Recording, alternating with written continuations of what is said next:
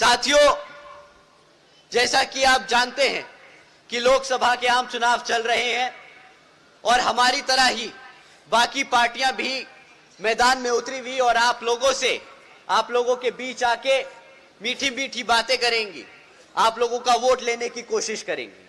परंतु साथियों, मैं आप लोगों से एक बारी ये दरख्वास्त करता हूं कि इस बारी किसी भी नेता को अपने बीच में बैठने से पहले, अपने बीच में बोलने से पहले उससे 10 सवाल कीजिएगा, उससे पिछले 10 सालों का सवाल कीजिएगा। अगर भाजपा से कोई आता है तो उससे 3 चीजों पे पूछिएगा कि भाई तुम लोगों को 10 साल से इस जनता ने मौका दे रखा है, तुम पिछले 10 साल से भारत की केंद्र सरकार चला रहे हो, तो हमें इन तीन चीजों पे सवाल का जवाब दो कि साथियों, उन्होंने आपके बच्चों की शिक्षा के लिए क्या किया, साथियों उन्होंने आपके रोजगार के लिए क्या किया, और साथियों उन्होंने आपकी सुरक्षा के लिए क्या किया। साथियों, मुद्दे तो बहुत से हैं जिन पे उनकी विफलताएं अनेकों हैं, परंतु शिक्षा, रोजगार और सुरक्षा हमारे समाज के लिए सबसे ज्यादा जरूरी है। साथियों, शिक्षा के मामले में अगर भाजपा के काम का चिट्ठा खोला जाए तो बीजेपी की सरकार के चलते हुए शिक्षा के नाम पर सिर्फ पेपर लीकों की खबरें आई हैं। आप लोग सब जानते हैं कि जब भी किसी भी सरकारी नौकरी के लिए एंट्रेंस टेस्ट होता है तो हमारे हजारों बच्चे, हमारे हजारों युवा साथी लाइन से लगाकर वो टेस्ट देने, मेहनत करने जाते हैं, इस उम्मीद से कि उनको शायद टेस्ट में नंबर निकल आए, उनका कागज निकल आए तो शायद उन्हें नौकरी मिल जाए। परंतु जैसे ही टेस्ट खत्म होता है, कुछ दिनों बाद खबर निकली है कि भाई ये पेपर लीक हो गया, वो पेपर लीक हो गया, और उसके बाद सरकार को बहाना मिल जाता है वो सारी नौकरियां रद्द करने का। साथियों, वो लोग बहाना ढूंढते हैं, आपको किसी तरह रोजगार ना मिल पाए वो बहाना ढूंढते हैं। साथियों, बीजेपी की सरकार चलते हुए आज 8वीं कक्षा के आधे से ज्यादा बच्चे प्लस माइनस नहीं कर पाते। साथियों, बीजेपी की सरकार चलते हुए आधे से ज्यादा बच्चे अंग्रेजी के आधे शब्द नहीं बोल पाते, अंग्रेजी की शब्द नहीं समझ पाते। साथियों, एक तरफ केंद्र की सरकार बोलती है हम डिजिटल इंडिया बनाएंगे, हमारा इंडिया डिजिटल होता जा रहा है, परंतु आज भी 65% से ज्यादा स्कूलों में एक भी कंप्यूटर नहीं है। साथियों, अगर शिक्षा की बात करें तो वो आप सब जानते हैं कि आपके लिए कितनी महत्वपूर्ण है, आपके बच्चों के लिए कितनी महत्वपूर्ण है। अगर आपके बच्चे शिक्षक होंगे तभी वो आगे नौकरियों के लिए अप्लाई कर पाएंगे, अगर नौकरियां मिलेंगी तभी वो अपने पैरों पर खड़े हो पाएंगे। अगर कोई सरकार आपके बच्चों की शिक्षा से खिलवाड़ करे, वो आपकी शिक्षा से नहीं, आपके आने वाले भविष्य से खिलवाड़ कर रही है। साथियों, इसी क्रम में हमारे युवा साथियों को जो तकलीफ सहने को मिल रही है वो है रोजगार की। आज बीजेपी की सरकार के चलते हुए 3 में से 1 ग्रेजुएट युवा साथी बेरोजगार है। यहां पे कितने हमारे युवा साथी हैं जिनको आज तक एक भी नौकरी नहीं मिली? हाथ उठाकर बताएं साथियों। आधा पंडाल अपना हाथ उठा रहा है। इसकी तस्वीरें सोशल मीडिया पे डालकर आप भाजपा की सरकार तक पहुंचाने का काम करें। साथियों, उन्हें पता होना चाहिए कि उन्होंने पिछले 10 साल में क्या काम किया है।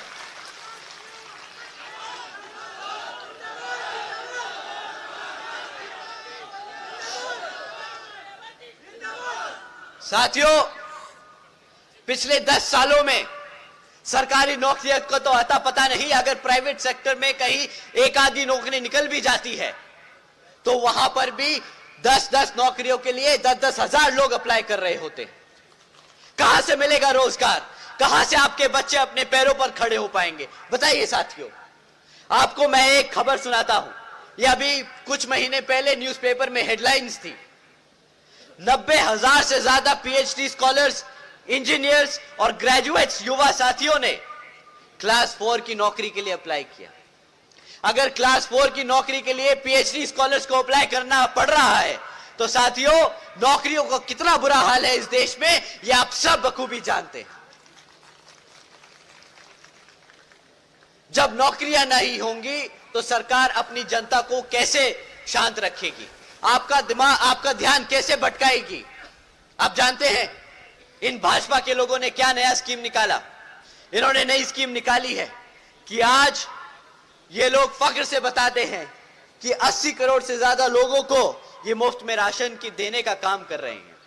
साथियों, केंद्र की सरकार के बड़े छोटे नेता सब लोग मंच पे खड़े होकर बड़े फख्र से कहते हैं कि मित्रों, हमने आज बीजेपी की सरकार चलते हुए 80 करोड़ से ज्यादा देशवासियों को मुफ्त में राशन देने का काम किया है। अब यहां पे कोई भी बच्चा, कोई भी बहन, कोई भी बड़ा बुजुर्ग, कोई भी युवा साथी ये समझ सकता है कि अगर 80 करोड़ से ज्यादा लोगों को मुफ्त में राशन लेने की जरूरत पड़ रही है तो उसके घर में न कमाने का कोई साधन है, न कोई काम करने का कोई रही है, तो उसके घर में न कमाने का कोई साधन है, न कोई काम करने का कोई तरीका है उसके पास। तो साथियों, इस बार तमीज तहजीब से नहीं, इनसे बड़े खुल के बात कीजिए और इनसे पूछिएगा कि भाई, अगर 80 करोड़ जनता इस देश की तुम्हारे फ्री राशन पे चल रही है तो तुमने पिछले 10 साल में क्या ही काम किया है? कहां है मेरा रोजगार, कहां है मेरी शिक्षा?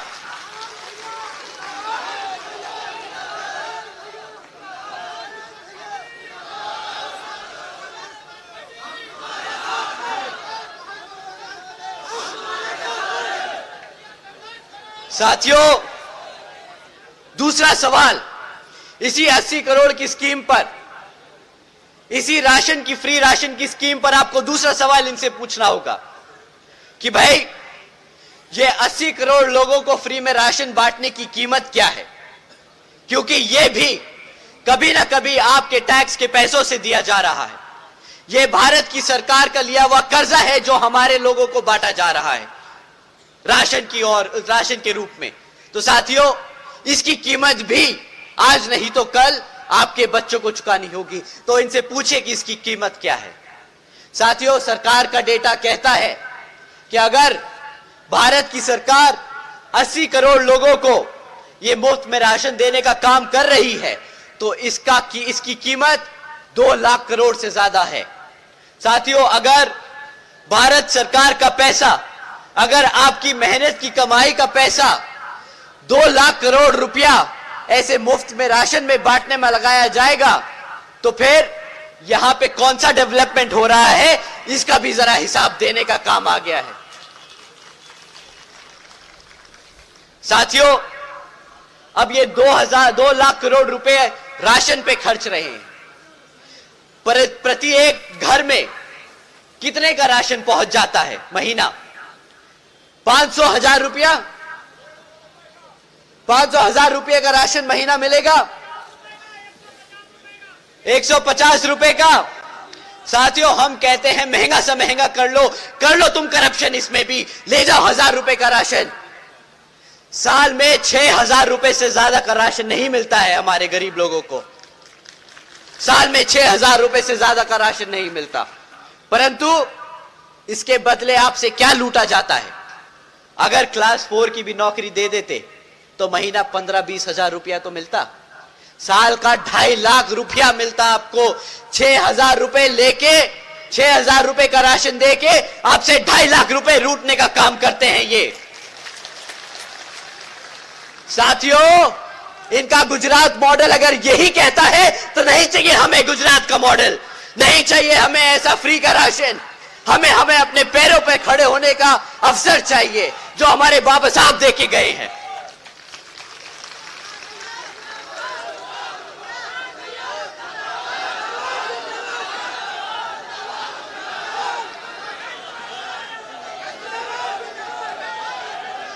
साथियों, ना ये आपके बच्चों को शिक्षा दे पाए, ना हमारे युवा लोगों को रोजगार दे पाए। अब बात करते हैं इनकी सुरक्षा की। मैं बस एक लाइन बोलूंगा, मैं इनका एक पास किया हुआ ऑर्डर आपको बताऊंगा। अगर ज्यादा बोला तो शायद नाराज ना हो जाएं ये लोग, परंतु आप लोगों को जानना बहुत जरूरी है। साथियों, अभी कुछ समय पहले भाजपा के मुख्यमंत्री जी ने यहां पर एक ऑर्डर पास किया। ऑर्डर में कहा कि लड़कियों को आज शाम को 8 बजे के बाद से प्राइवेट इंस्टीट्यूट्स में, कॉलेजेस में ट्यूशंस लेने की जरूरत नहीं है, उन्हें लेने नहीं दिया जाएगा। वो शाम को 8 बजे के बाद घर से बाहर नहीं निकल सकती, क्योंकि यहां की सरकार उनकी सुरक्षा की गारंटी नहीं ले सकती। साथियों, अगर ये सरकार आपके सामने बेशर्मों की तरह बोलती है कि हम अपनी बेटियों की सुरक्षा नहीं कर सकते, तो इस सरकार को सत्ता में रहने का कोई हक नहीं।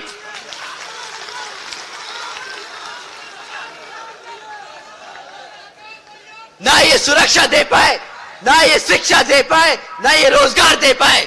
किस बात का अखंड भारत की बात करते हैं ये लोग?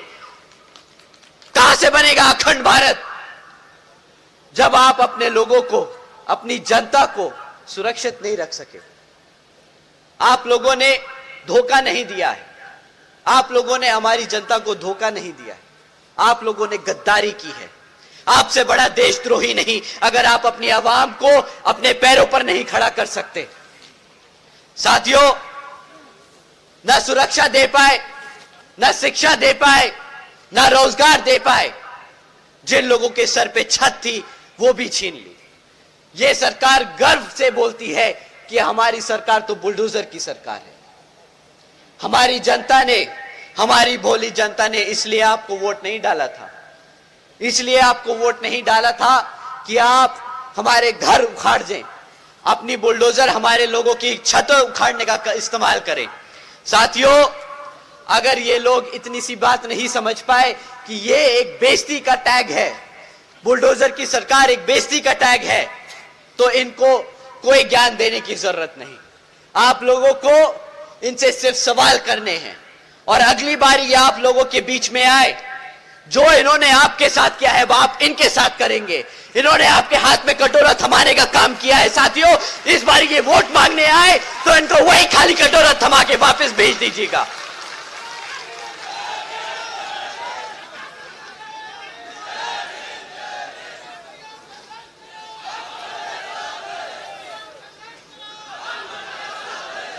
अब साथियों, इन्होंने आपको पढ़ने नहीं दिया, इन्होंने आपको रोजगार नहीं दिया। इनकी अब मानववादी सोच सोचिए, इनकी प्लानिंग समझिए। जब आप पढ़ेंगे नहीं तो अपने इतिहास के बारे में जानेंगे कैसे? जब आपको नौकरी नहीं मिलेगी तो आपको रिजर्वेशन कहां से मिलेगा? साथियों, इन्होंने आपके इतिहास को खत्म करने की कोशिश की है। अगर ये पार्लियामेंट में आपका संविधान नहीं बदल सकते तो ये इस तरीके से आपका भविष्य खत्म करने की कोशिश कर रहे हैं। साथियों, अगर बहन जी नहीं होती अब तक तो ये हमें कब का मिटा चुके होते।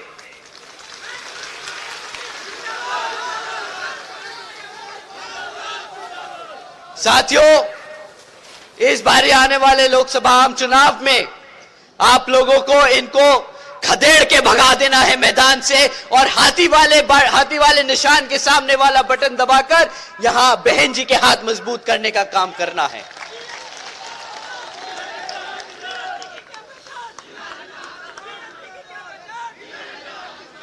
साथियों, जैसा कि आप सब जानते हैं, हमारी पार्टी ने यहां पर अलग अलग क्षेत्रों में हमारे कैंडिडेट्स उतारे हैं, जैसा कि हमारे सारे कैंडिडेट्स आपके सामने खड़े हैं। साथियों, ये आज से नहीं, बहुत सालों से आप लोगों के बीच में रहकर काम कर रहे हैं।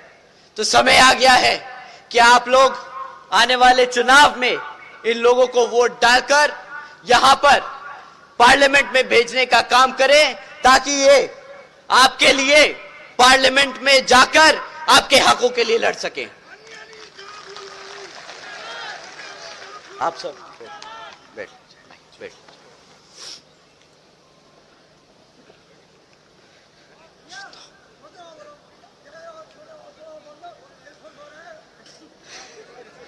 अभी मेरा भाषण खत्म नहीं हुआ साथियों।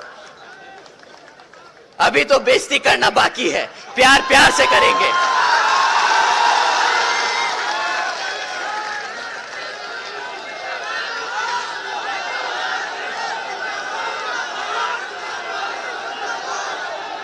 साथियों, ये लोग अपने आप को